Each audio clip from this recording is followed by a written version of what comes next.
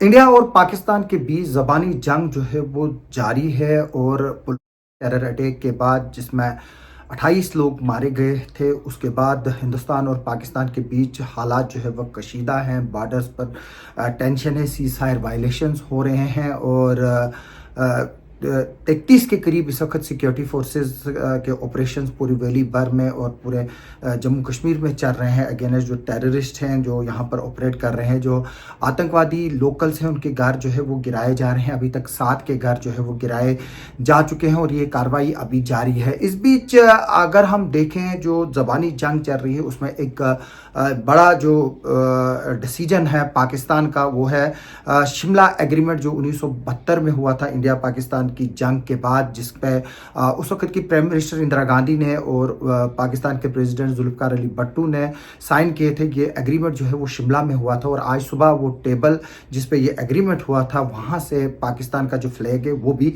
हटाया गया। क्या शिमला एग्रीमेंट का पाकिस्तान से पीछे हटने से कोई फ़र्क पड़ता है या नहीं पड़ता है, इस बात पर हम इस वीडियो में डिस्कस करेंगे। और मैं बता दूं कि जो शिमला एग्रीमेंट है वो कल्चरल जो है आपस में उसको जो है वो प्रमोट करने की बात कर रहे थे, ट्रेड पर जो है वो ये फोकस था और इसके अलावा जो है वो ट्रैवल फैसिलिटीज़ पर ये था, रिज्यूमिंग कम्युनिकेशन से, यानी कि जो पोस्टल टेलीग्राफ सी लैंड और जो एयर लिंक्स थे इंडिया और पाकिस्तान के बीच में उसको जो है वो रिस्टोर करना था। और इसके अलावा जो है वो एग्रीमेंट में जो है वो नॉर्मल रिलेशनशिप बिटवीन इंडिया और पाकिस्तान की भी जो है वो बात की गई थी। लेकिन शिमला एग्रीमेंट जो लाइन ऑफ कंट्रोल को डिफाइन करता है, यानी कि उसमें ये बताया गया है कि जितने भी डिसीजन जो होंगे इंडिया और पाकिस्तान वो कश्मीर को लेकर और जो बाकी डिसीजन इनके होंगे वो बायलेटरल होंगे, यानी कि थर्ड पार्टी का उसमें कोई रोल नहीं होगा। लेकिन ये शिमला एग्रीमेंट आज की डेट में अब एक तरह से नल एंड वाइड है। ये तभी नल एंड वाइड हुआ था जब 2019 में आर्टिकल 370 और 35A को रिवोक करके हिंदुस्तान ने जम्मू कश्मीर को परमानेंटली जो है वो अपने साथ जोड़ लिया था और जो पीओके है उस पर ऑलरेडी जो है वो क्लेम हमारा है। तो अब अगर कोई बात रहेगी बाकी वो सिर्फ पीओके पे कब्जे की बात है जो इस वक्त पाकिस्तान के पास है, उसको छुड़ाना है। अब जो एलओसी है वो खत्म हो चुकी है आज की डेट में, इसलिए वो सीज फायर लाइन है, यानी कि अगर कोई आगे बढ़े या पीछे बढ़े वो उसके लिए कोई जो है वो अब रुकावट नहीं है। सिर्फ ये देखना होगा कि इसमें जो है वो पहले कौन कामयाब होता है। हालांकि जो तर्जिया निगार है उनका ये कहना है कि कुछ भी नहीं होगा, लेकिन गवर्नमेंट ऑफ इंडिया जो है वो कमिटेड है जो पाकिस्तान में या पीओके में जो टेरर कैंप चल रहे हैं उनको डिस्ट्रॉय किया जाएगा। जिस तरह से उड़ी के बाद जो है वो सर्जिकल स्ट्राइक की गई थी, पुलवामा के बाद जब सर्जिकल स्ट्राइक की थी, उड़ी और पुलवामा जो है वो दो ऐसे बड़े टेरर इंसिडेंट है जो जम्मू कश्मीर में पाकिस्तान की तरफ से किए गए। और उसके बाद अब पहलगाम का जो टेरर अटैक है वो एक बड़ा अटैक है जो पाकिस्तान के जो लोग हैं उन्होंने यहाँ पर किया। हालांकि जो टेरर रेजिस्टेंट फ्रंट है वो अब प्रेशर में आकर इससे जो है वो पीछे हट गई है और उन्होंने बताया है कि उनका जो है वो पहले जो बयान आया है वो आर्टिफिशियल इंटेलिजेंस से क्रिएट करके जो है वो उसको किया गया है और उस पर वो हमारी जो गवर्नमेंट ऑफ इंडिया की एजेंसीज है उस पर ब्लेम लगा रहे हैं। ये वही कहते हैं कि हाथी के दांत दिखाने के और खाने के, और ये वही जो है एक तो यहाँ पर जो है वो कत्ल गारत कर गए और यहाँ पर हिंदू और मुस्लिम के बीच में डिवीजन जो है वो करने की कोशिश की, यहाँ के अवाम को जो है वो बांटने की कोशिश की मजहबी बुनियादों पर। तो अब बोल रहे हैं कि नहीं जी ये आर्टिफिशियल इंटेलिजेंस का कमाल है। मैं बता दूं कि जो शिमला एग्रीमेंट था उसके बाद जब बांग्लादेश बना तो इंदिरा गांधी की उस वक्त एक ही बात जो है वो सबसे बड़ी जो ललकार उसने दी थी उसने ये कि मैंने दुनिया के नक्शे पर एक और लकीर जो है वो खींच ली। इंदिरा गांधी जैसी प्राइम मिनिस्टर जिसने पाकिस्तान के टुकड़े किए, आज भी उनको जो है वो दुनिया में जुर्रत के लिहाज से याद किया जाता है।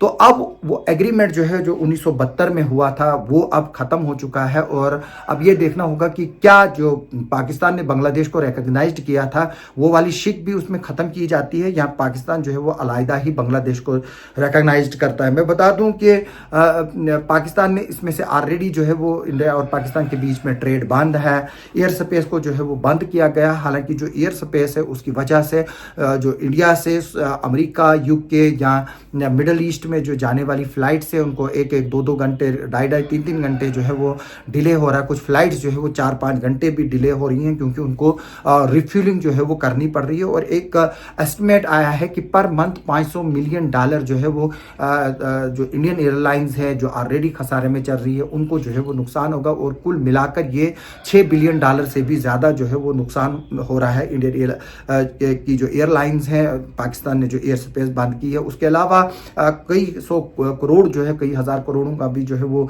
लॉस हो रहा है जो थर्ड पार्टी कंट्रीज जो है वो पाकिस्तान से इंडिया के साथ ट्रेड कर रही थी। लेकिन इस वक्त जो है वो अगर कोई बात है वो सबसे बड़ी बात होती है इज्जत की और ऑनर की और एक कमिटमेंट की, जहां पर पैसा जो है वो मैटर नहीं करता। लोग इस वक्त $600 बिलियन लॉस को देख रहे हैं जो ट्रेड हो रहा है पाकिस्तान के जरिए थर्ड कंट्री से, उस लॉस को जो है वो देख रहे हैं। लेकिन क्रेडिबिलिटी और एक इज्जत जो है वो उसको कोई नहीं देख रहा। जब आपको इज्जत नफ्स पे आती है तो फिर पैसा जो है वो मैटर नहीं करता है, फिर वहाँ जुर्रत मैटर करती है। और तमाम लोग जो है इस वक्त पूरे हिंदुस्तान भर में जो है वो यूनाइटेड है और जो नरेंद्र मोदी गवर्नमेंट है उसको एक फ्री हैंड दिया है। जो भी वो डिसीजन लेना चाहेंगे पाकिस्तान के खिलाफ कार्रवाई करने के लिए या जो टेरर क्या पाकिस्तान से ऑपरेट कर रहे हैं उनके खिलाफ, तो वो उनके साथ होंगे। और अगर हम देखें तो देश में भी जो है वो माहौल अब बिल्कुल जो है वो नॉर्मलाइज हो रहा है। हालांकि पहले जो है वो इस हादसे के बाद जो कश्मीरी स्टूडेंट्स थे या कश्मीरी बिजनेसमैन बाहर थे उन पर अटैक की खबरें आई थी, उनको मारा पीटा गया था। तो अब जो है वो सिचुएशन भी जो है वो सब्सिडाइज हो गई और लोगों को अब इस बात की समझ आ गई है कि पाकिस्तान इस आतंकी हमले से दो चीज़ें करना चाहता था। एक तो वो ब्लड शेड करना चाहता था, दूसरा जो है वो उसकी आड़ में हिंदू और मुस्लिम कराकर यहाँ पर जो इंडिया है उसको डिस्टेबलाइज करना चाहता था है। क्योंकि जो इंडिया है इस वक्त जो है वो एक दुनिया में बहुत बड़ी ताकत जो है वो बनकर उभर रही है। हालांकि इसमें जो है उसमें कुछ लोग जो है वो या कुछ ऐसी कंट्रीज़ है जिनके लिए इंडिया थ्रेट है, वो चाहेंगी कि इंडिया और पाकिस्तान की एक फुल फ्लैज वार हो। लेकिन वार के अलावा भी जो है वो काफ़ी ऑप्शंस हैं, जिस तरह से पाबंदियां लगाना है, बाकी चीज़ें हैं, डिप्लोमेटिक जो है वो अप्रोच भी जो है वो एक सबसे बड़ा जो है वो थ्रेट है पाकिस्तान के लिए। जैसे कि ईरान पर अमेरिका ने पाबंदियां लगाई है तो ईरान जो है वो अपने आप में ही सुकड़ कर रह के गया है। इसी तरह से पाकिस्तान को भी जो है वो डिप्लोमेटिकली जो है वो धकेला जा सकता है। लेकिन अगर जंग की बात आती है तो जंग के लिए भी जो है वो यहाँ से गवर्नमेंट्स तैयार हैं। और सबसे पहले जो है वो इंडस वाटर ट्रीटी को भी यहाँ से कैंसिल किया गया है, तो हम उस पर भी जो है वो अलग जो है वो आपको वीडियो में डिटेल्स बताएंगे कि उसके किस तरह से असरात पड़ सकते हैं और कितने फौरी असरात जो है वो पड़ सकते हैं। लेकिन सबसे बड़ी इस वक्त यही बात है कि जो शिमला एग्रीमेंट है वो ऑलरेडी नल एंड वाइड हो चुका है। जब 2019 में आर्टिकल 370 को रिवोक किया गया था, 35A को रिवोक किया गया था। अब सिर्फ इंडिया के लिए जो है वो एक ही बात है कि जो पाकिस्तान ने जम्मू कश्मीर को इलीगली कब्जा किया है और जो चाइना के पास है उसको जो है वो रिस्टोर किया जाए तो और वो इंडिया को दिया जाए। तो अभी जो है वो हमारी इस तरह की खबरों पर जो है वो नज़र बनी रहेगी। और इस वक्त जो है वो बॉर्डर पे काफ़ी कशीदा हालात है। हम जो है वो लगातार सिचुएशन पे नज़र रखे हुए हैं और मैं फिर से मीडिया के लोगों को अपील करता हूं कि वो रिस्पॉन्सिबिलिटी से जो है वो काम ले और जो एडवाइजरी गवर्नमेंट ऑफ इंडिया ने through information and broadcasting ministry issue की है उसको लेटर एंड स्पिरिट में जो है वो फॉलो करें। आप हमारे साथ जुड़े रहें, हम लगातार आपके साथ बने हुए हैं। आप सबका सुनने के लिए और देखने के लिए बहुत बहुत शुक्रिया।